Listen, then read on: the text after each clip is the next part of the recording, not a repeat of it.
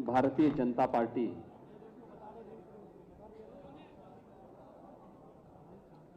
और सहयोगी दल अपना दल एस तथा निषाद राज्य पार्टी के इस विधायक दल की आज की इस बैठक में केंद्रीय पर्यवेक्षक के रूप में यहां पर उपस्थित देश के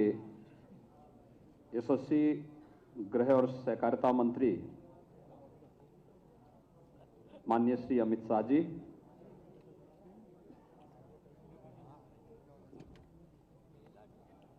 सह पर्यवेक्षक के रूप में यहां पर उपस्थित भारतीय जनता पार्टी के राष्ट्रीय उपाध्यक्ष सम्मान्य श्री रघुवर दास जी, उत्तर प्रदेश के चुनाव के प्रभारी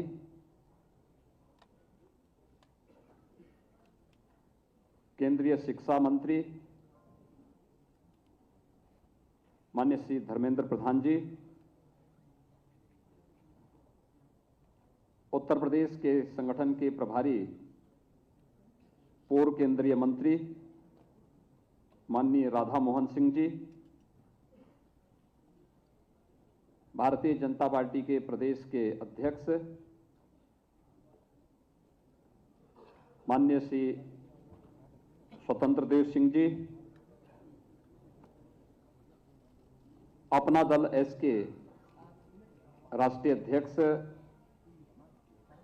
श्री आशीष सिंह पटेल जी, निषाद पार्टी के अध्यक्ष डॉक्टर संजय निषाद जी,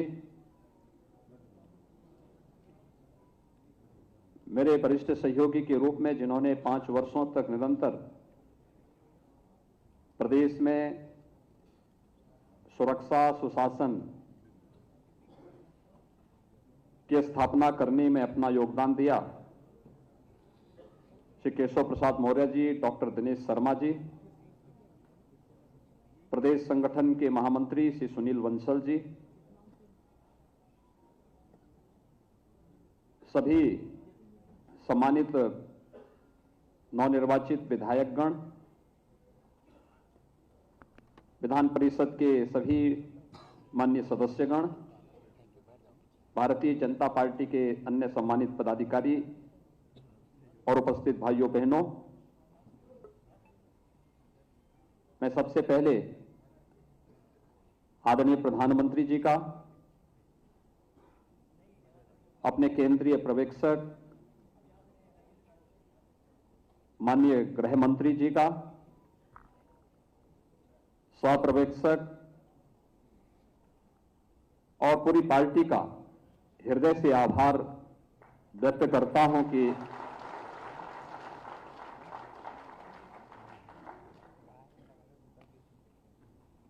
पांच वर्षों तक उत्तर प्रदेश जैसे राज्य में हम सबको सेवा का अवसर देने के बाद आदरणीय प्रधानमंत्री जी के नेतृत्व में प्रचंड बहुमत की इस सरकार की नई सरकार गठन के लिए मुझे विधायक दल के नेता के रूप में आज यहां पर चुना गया है। मैं आभारी हूं आप सबका।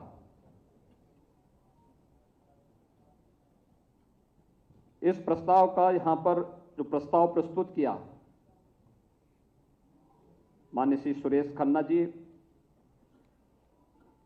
हमारे वरिष्ठ सदस्य हैं और विधायक दल के वरिष्ठतम सदस्य हैं, लगातार 8वीं बार 9वीं बार शाहजहांपुर से विधायक चुने गए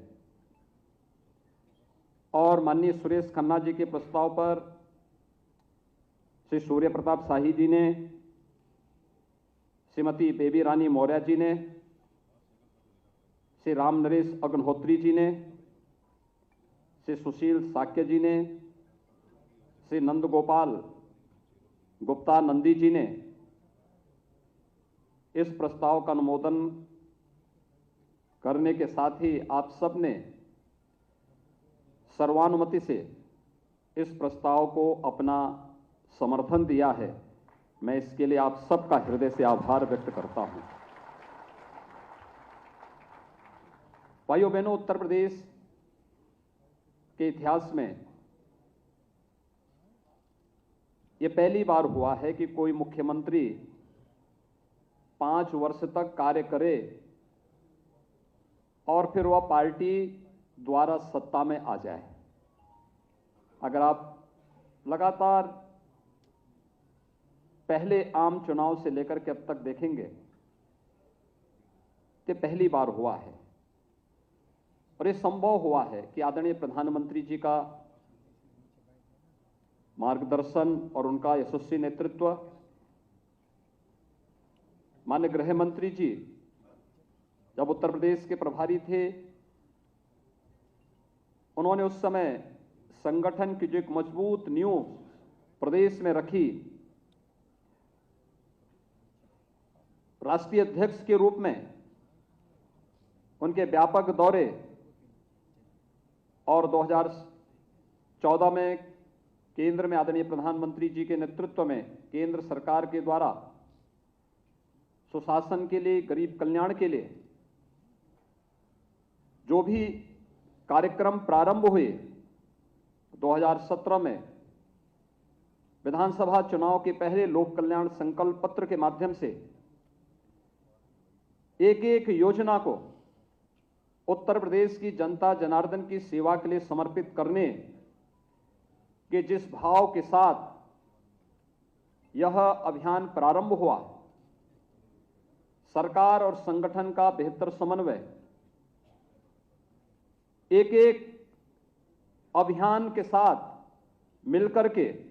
उत्तर प्रदेश की 25 करोड़ जनता जनार्दन की सेवा के लिए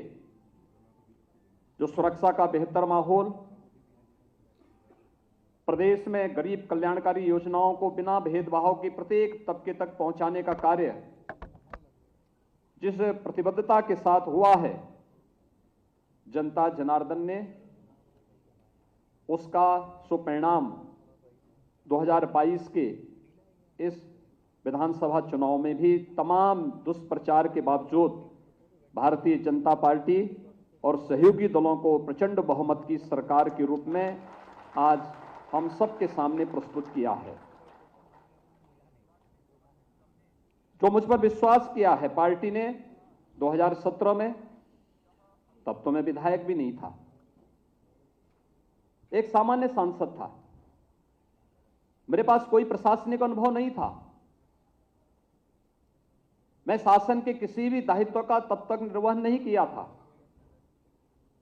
लेकिन एक अभिभावक के रूप में आदरणीय प्रधानमंत्री जी ने, आदरणीय गृह मंत्री जी ने उस समय राष्ट्रीय अध्यक्ष के रूप में एक एक शासन की सुशासन के बारे में कैसे हमें इस अभियान को आगे बढ़ाना है, उस अभियान को आगे बढ़ा करके पूरी प्रतिबद्धता के साथ उत्तर प्रदेश जैसे राज्य में सुरक्षा की कोई बात करे, कानून का राज हो इसकी बात करे, उत्तर प्रदेश के लोगों के लिए एक सपना था। लेकिन उस सपने को हकीकत में हम बदल पाए क्योंकि इन महापुरुषों का एक अभिभावकत्व जैसा संरक्षण हम सब के ऊपर था और उसको हम लोगों ने प्रभावी ढंग से प्रदेश में लागू करने में हमें सफलता प्राप्त हुई। उसके परिणाम भी आए। उत्तर प्रदेश जैसे राज्य में व्यापक निवेश हुए। उत्तर प्रदेश में रिफॉर्म की बात हो सकती है, उत्तर प्रदेश में विकास की बात हो सकती है, उत्तर प्रदेश जैसे राज्य में भी सुशासन की बात हो सकती है और उत्तर प्रदेश जैसी घनी आबादी का राज्य देश के अंदर मॉडल के रूप में प्रस्तुत हो सके, इसलिए संभव हुआ क्योंकि एक टीम वर्क पर संरक्षण था आदरणीय प्रधानमंत्री जी का, आदरणीय गृह मंत्री जी का, हमारे केंद्रीय नेताओं का, और एक अभिभावक के रूप में समय समय पर जिस रूप में बिना भेदभाव के शासन की योजनाओं को प्रत्येक नागरिक तक पहुंचाने के इस अभियान को हम लोगों ने आगे बढ़ाया, वह हम तभी संभव हो पाया। अन्यथा हम तो अनगढ़ लोग थे,